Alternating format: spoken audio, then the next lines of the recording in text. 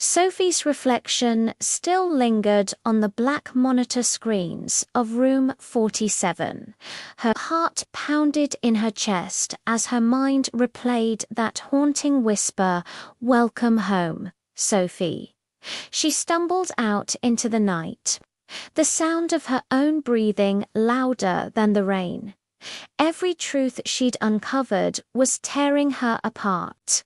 Her life wasn't random. It was designed, every heartbreak, every betrayal, every tear. Back at the motel, she dumped the contents of her bag onto the table. Her laptop, the flash drive she'd taken from room 47, and there, half hidden beneath it, she noticed something she hadn't seen before. A second USB drive. On it, written in faded ink, were 2 words, "For Sophie." Her pulse quickened. It was her mother's handwriting. With trembling hands, she plugged it in. One file appeared on screen. "My last message." Her throat tightened as she clicked play. Her mother's face appeared pale and weak, eyes full of fear and love. "Greater than, Sophie, if you're watching this, I couldn't save you from them. They're not scientists, they're monsters." Sophie's hands shook. Greater than, they called it, the project. Said it was about understanding emotion. But they weren't studying pain, Sophie. They were creating it. Tears filled her eyes. Greater than, I tried to stop them. I tried to protect you, but they took everything. And the worst part, her mother's voice cracked. Greater than, the man you call your father isn't your real father. Sophie froze. The words felt like a knife through her chest. Greater than your real father is Dr. Daniel Hartman. No, Sophie whispered. That's not true. Her mother's voice broke into a sob. Greater than he loved me once. But when he saw what you could feel, how deeply you could love, you became his experiment. You weren't just part of the project, Sophie. You are the project. The video cut off. For a long time, Sophie sat motionless. The air felt too heavy to breathe. Her mother was gone. Her life had been manufactured, and her father was the man who had orchestrated it all. When she finally stood, her tears had dried. Grief had turned into fire. She opened the flash drive again and saw another file encrypted. The name read, "Access Protocol, Level 9. Inside were coordinates and codes she didn't understand. But one thing was clear, it led somewhere. She thought of her mother's words. They were creating pain. Sophie whispered, "Not anymore." There was only one person she could trust with this. Ethan, her ex-fiancé, a cybersecurity analyst. The man she thought had betrayed her.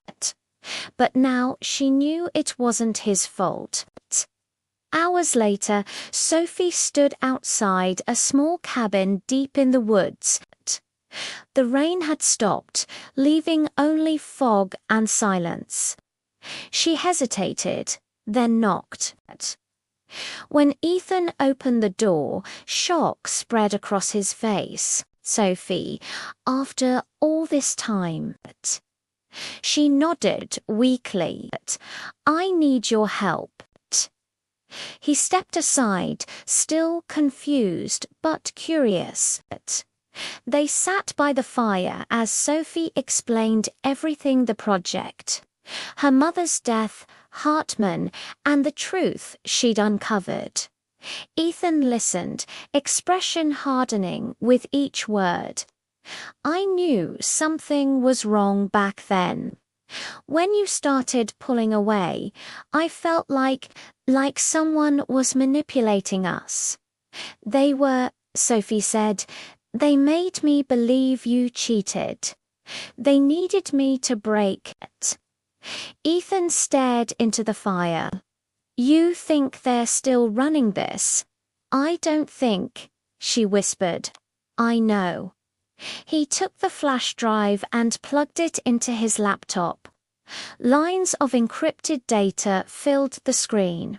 If I can break this code, I might trace where it's coming from. Minutes turned into hours. Finally, Ethan leaned forward. I found something phase 2. Activation date, October 14th. Sophie frowned. That's next week. Ethan looked up, face pale. Whatever this is, they're starting it again. Sophie's eyes burned with anger. Not if I stop them. He hesitated. Sophie, this is dangerous. If Hartman really, I don't care, she interrupted. He took everything from me. It's time I take something back. They exchanged a silent look, part fear, part determination. Sophie stood, staring out the window at the dark forest beyond. They wanted to control emotion, she said softly, but they forgot one thing. Ethan glanced at her. What's that? Sophie turned, her voice cold and steady. You can't control rage.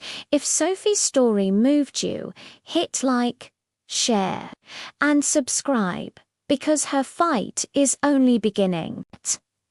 Comment below. What would you do if your father was the reason for your pain?